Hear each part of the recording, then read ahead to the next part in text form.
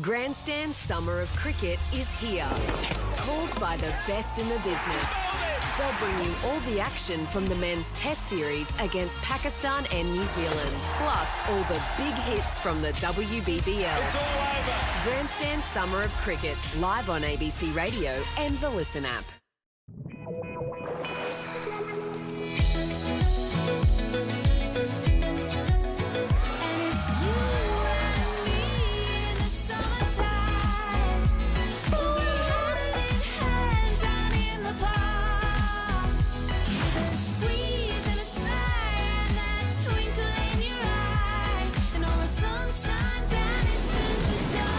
You wouldn't be there for quiz. Award-winning comedies, critically acclaimed dramas, and mesmerising thrillers.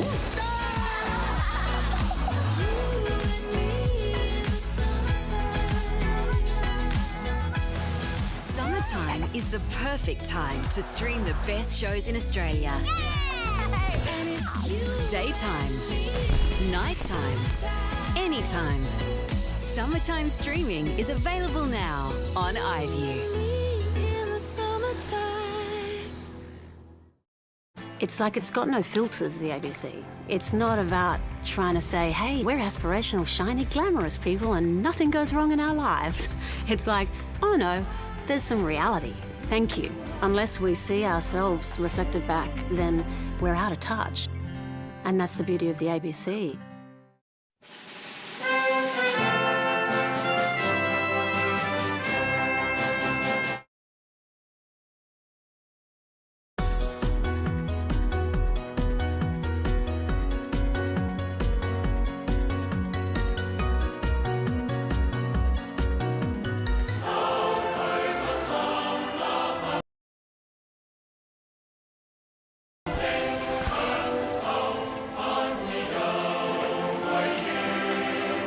An uprising inspired its own anthem.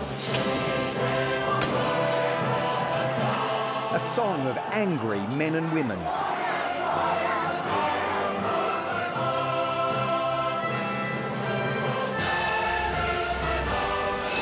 Set to the percussive beats of tear gas fire, petrol bombs, and a heavy pelting rain of bricks and debris.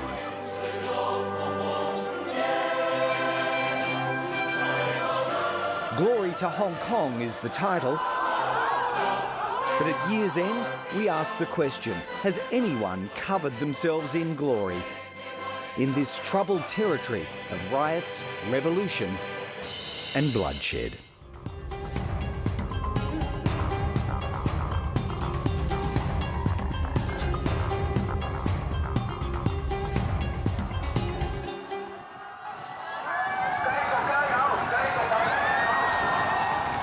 Hong Kong Polytechnic University in late November. The last student warriors from a last gasp conflict are given a hero's farewell.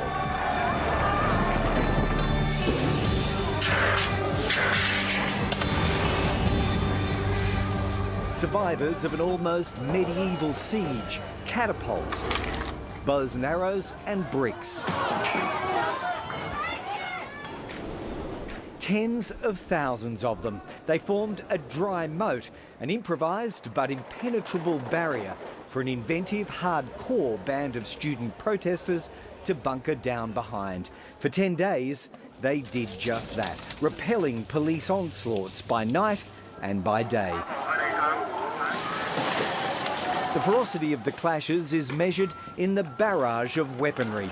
On one day alone, police fired off 1,500 canisters of tear gas, 2,000 rubber bullet, beanbag and sponge rounds. Against a well-stocked student militia, fed, watered, fuelled and armed with an arsenal of gas canisters and petrol bombs.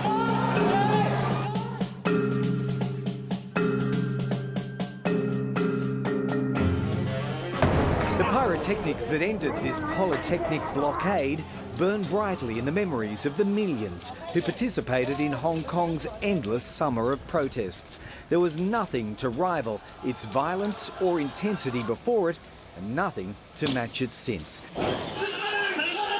That makes it a landmark moment. posing the burning question, was it the turning point where the protest movement started to flame out?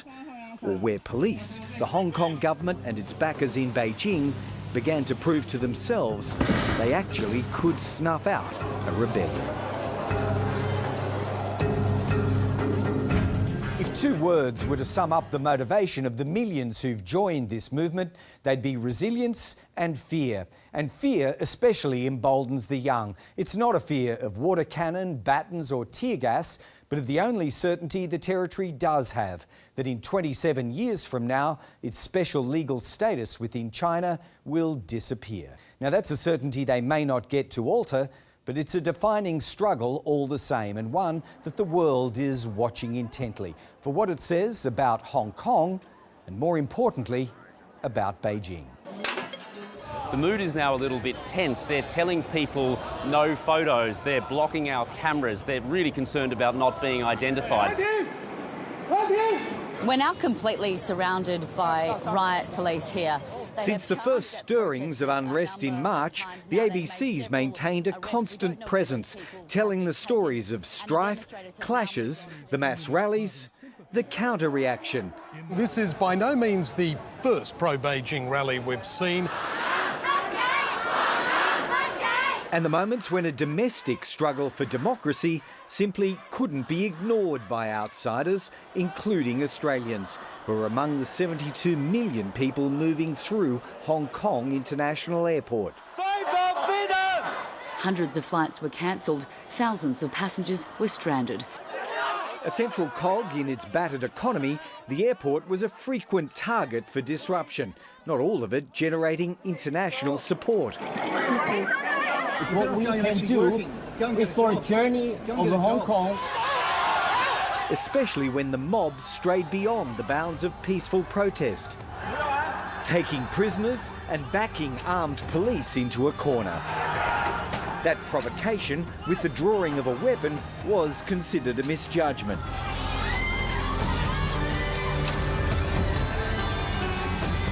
But there would be no halt to the steady escalation in tactics.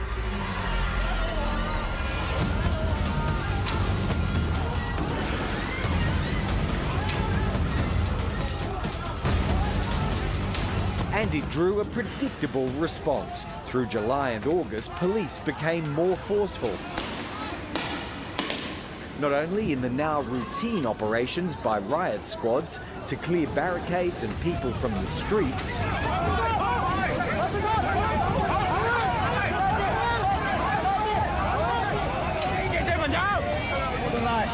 Step back, police hold the line. but in the weaponry being pulled when police fell into hand-to-hand combat with youths. In Chun Wan in October, teenage student Chung Chi Kim was shot in the chest. A month later in Chai Wan Ho, and without warnings, multiple rounds were fired and one protester was hit in the stomach. Weapons were being used freely and dangerously. A policeman was at one point attacked, disarmed and set alight.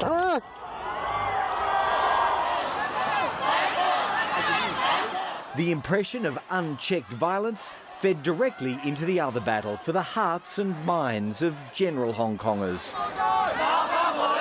Police updated their tally of walking wounded. Throughout our operations, 483 officers were injured on duty. And the well-resourced People's Movement matched it with its own campaign.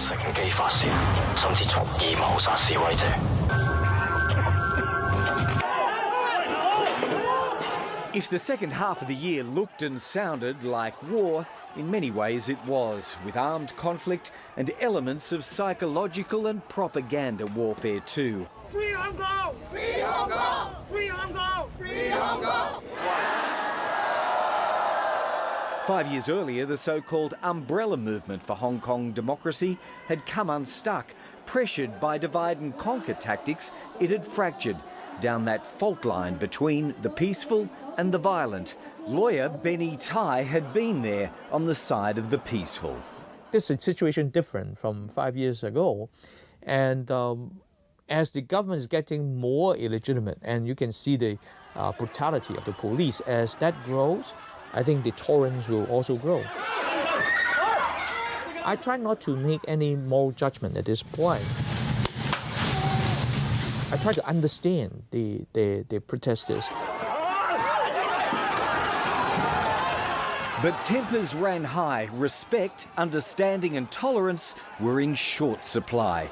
Even with police removed from the equation, Get back for the live. citizen guerrilla outfits were set upon exacting revenge on one another. Pro-Beijing sympathisers were attacked, and in return, some of those supporters of mainland rule stabbed democracy campaigners in cold light of day, or beat them with bamboo poles by night, as captured at the Yuan Long MTR station.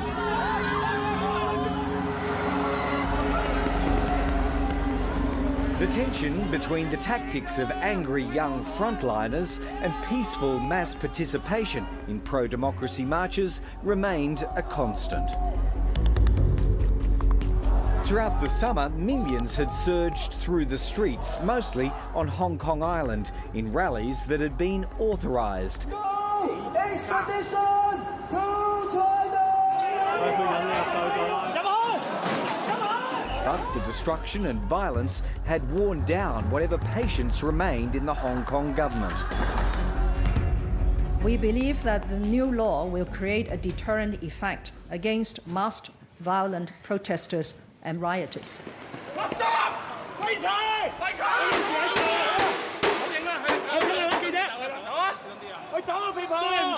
Emergency powers were enforced, banning facial coverings. They were universally flouted. But somehow they achieved their goal, and suddenly events became more niche.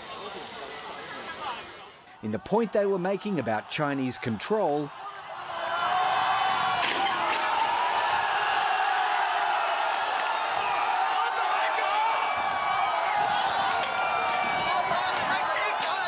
and in the numbers attending them. Pro-democracy figureheads, including the young Joshua Wong, were arrested. We shall not surrender. And I urge international communities could send a clear message to President Xi. Sending troops or using emergency ordinance is not the way out. We will continue our fight no matter how they arrest and prosecute us.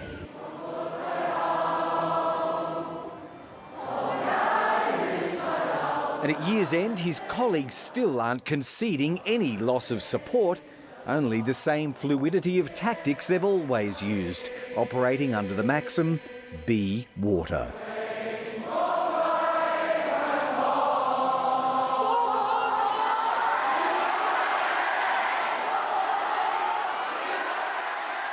There was a significant change since mid-August when police refuses to give us an approval to hold public assemblies and processions. And since then, everyone, if they join the processions, they can be charged as attending unlawful assemblies.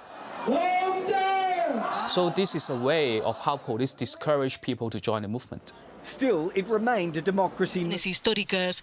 Las zonas más afectadas son Gravona y Risanetse. 14 departamentos franceses se encuentran en alerta naranja. Y en Italia ha fallecido un hombre cuyo coche fue arrastrado por un torrente en la provincia de Pordenone, en el norte del país. 11 regiones, entre ellas Basilicata, Emilia-Romagna, Lazio, Toscana y Lombardía, se encuentran en alerta naranja. Alemania califica de injerencia interna las sanciones impuestas por Estados Unidos este viernes contra las empresas que participan en la construcción del gasoducto ruso Nord Stream 2. Son medidas and improve governance in the future of our work. When we see the turnout rate, it reaches more than 70%.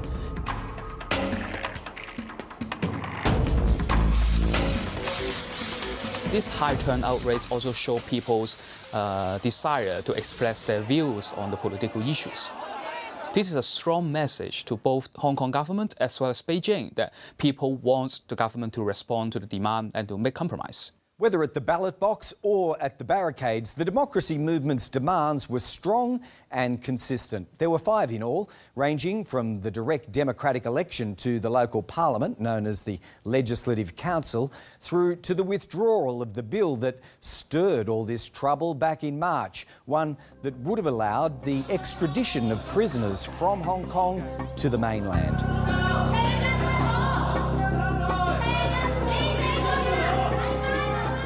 Of the 5, between the people and their government is wide, and that the room for further compromise incredibly slender.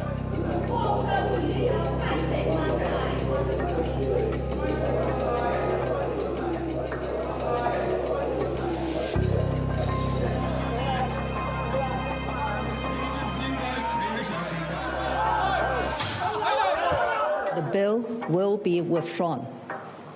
There will be no debate and no voting. The bill is dead.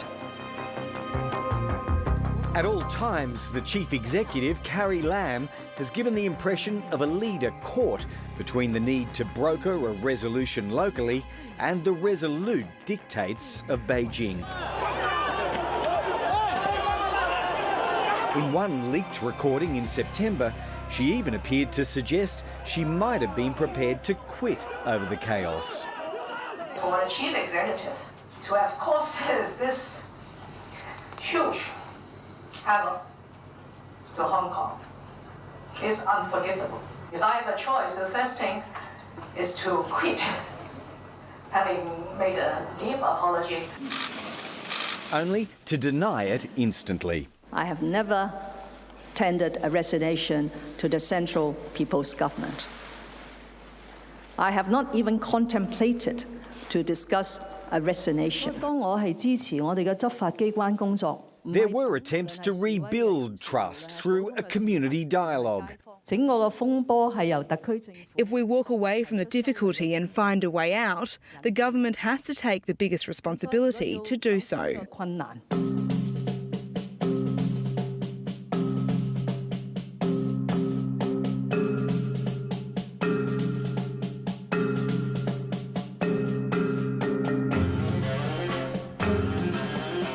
But it was very short-lived, interrupted by the descent into violence. It means that while ever she's in office, Carrie Lam will remain the prime target.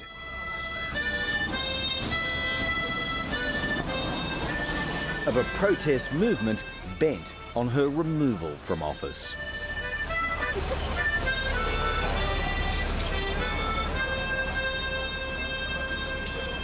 The most short-term goal currently is to hold the current regime, the current authoritarian administration responsible. It's not simply rage and to avenge our brothers and sisters, but more importantly, is to not let justice be undone. In most other systems of government, removing and replacing a leader like Carrie Lam would be a relatively simple gesture, carrying little political cost. But that's not the way Beijing has ever approached this rebellion in its special administrative region. And its hardline condemnation of everything that's happened in Hong Kong is not without support either, both within mainland China and also within the territory itself. As the months wore on and the violence and damage and inconvenience mounted, so did the counterview that the time had come for these protests to be quelled.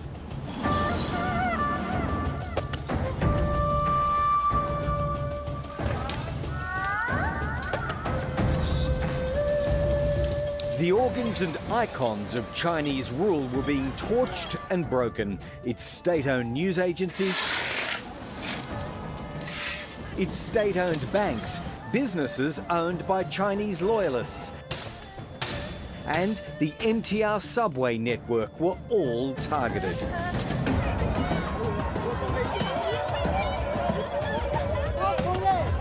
So pro-Beijingers struck back. It damaged all the railways, train station, damaged all the roads, give all the people is not happy at all. No, the people can't go to work, they can't enjoy their life. I don't think China will give Hong Kong any trouble at all because since Hong Kong take it over from England, and they call quite freedom. I don't see anything about Chinese government give any pressure in Hong Kong. With a milestone anniversary of communist power looming, the Chinese government marshalled all voices it could. A fluent English-speaking ambassador in London. We cannot accept any interference in Hong Kong internal affairs. We believe this is purely China's internal affairs.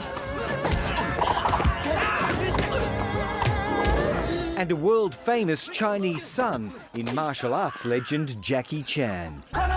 Who's asking? Betty Chen, Hong Kong police, Hong Kong. I also deeply feel that safety, stability and peace are like fresh air. You never know how precious it is until you lose it.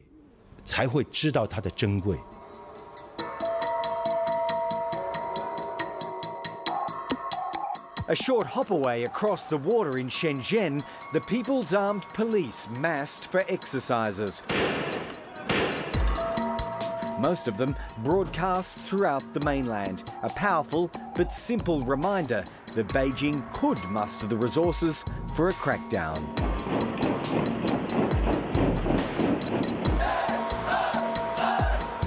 As if their strength alone wasn't enough, then followed a middle-of-the-night troop rotation of the People's Liberation Army garrison onto Hong Kong Island. Rarely publicised, but on this occasion, fully filmed as a glossy production. Another statement that if it ever decided the time had come for the one country, two systems model to be crushed, Beijing could do it. When the big day came on the 1st of October to celebrate 70 years of communist rule in China, Hong Kong's divisions never looked deeper. Its leader was in Tiananmen Square with the cadre, while the territory itself sank into its darkest day of violence yet.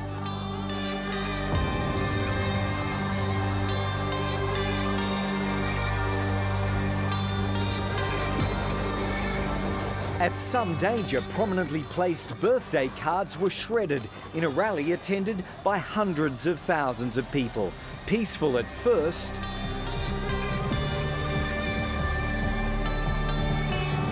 then growing uglier once the march had ended in the Admiralty and Government Officers precinct near dusk.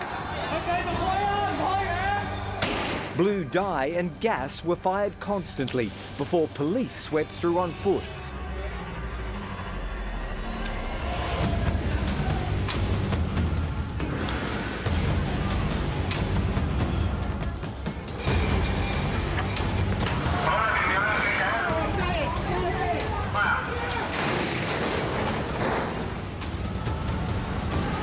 Police have warned the protesters that they have several thousand officers on standby ready to intervene. So as it stands where we are now, the momentum is starting to build. To catch who they could and to again capture worldwide attention. The police are moving in right behind me now. That's tear gas and rubber bullet fire happening here. Oh shit, we gotta back off. Helping protesters achieve their goal, marring China's National Day. The fires, graffiti and vandalism in the streets were really just surface damage, repaired daily. The true cost of the months of uprisings was less obvious to see and almost incalculable. Its $500 billion economy's been smashed into recession. Retail sales have crashed. Job layoffs have come in the thousands.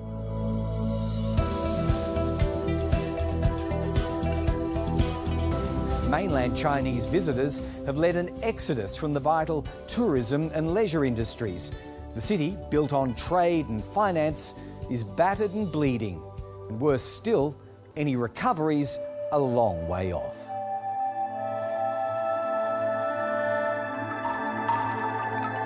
Hardly a facet of life is untouched by the slowdown.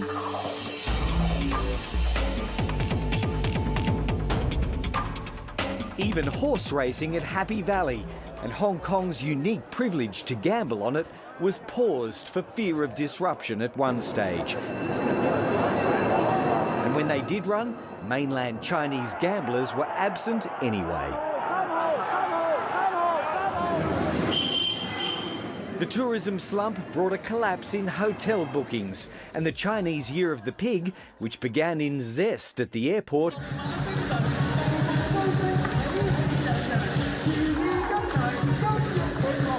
ended with a sharp slowdown in movements for months on the trot.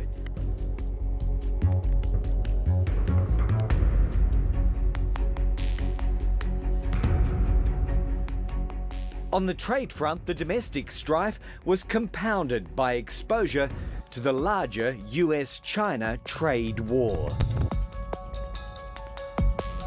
Unfortunately, we're in line for further bad news in the territory. We've got retail sales numbers out. Economists predicting high street sales to have dropped nearly 30%. Shopkeepers are really feeling it. If they attack the business, they're destroying the economy in Hong Kong. Okay? They make a lot of people out of a job. This is not freedom. This is not a free world you are looking for.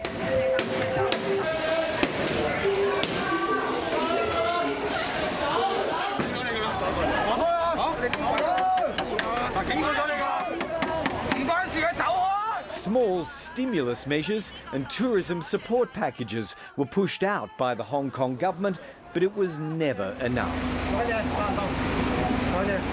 The territory was suffering a severe image problem, and no makeover could mask it.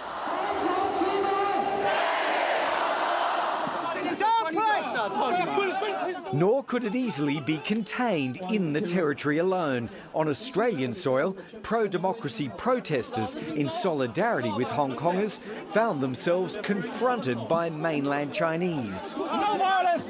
No violence! No violence! At multiple demonstrations around the country. Already rocky relations between Canberra and Beijing were again under strain. They all have a strong wish and aspiration to have a better relations, to have a better understanding. And as China's ambassador publicly advised Australians to look at what he called the real picture, the Foreign Affairs Department never liked what it saw. We're very concerned about the increasing levels of violence. It is possibly our largest single diaspora location of Australians in Hong Kong, almost 100,000 people. We've reiterated our call for peaceful protest and proportionate response.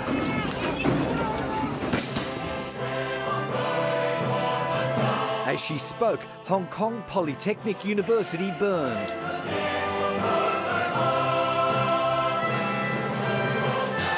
Bricks and battens flew, casualties grew.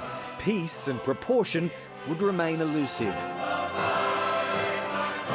Somewhere, the whole point of glory to Hong Kong was lost.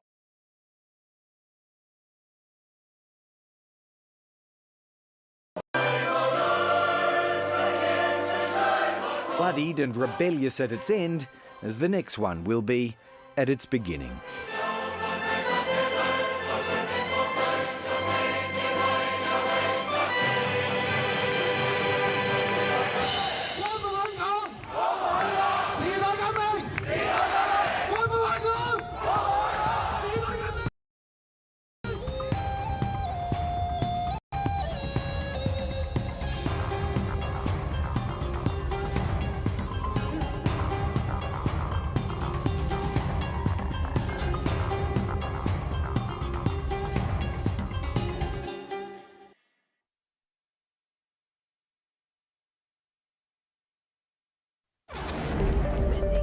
Economic growth.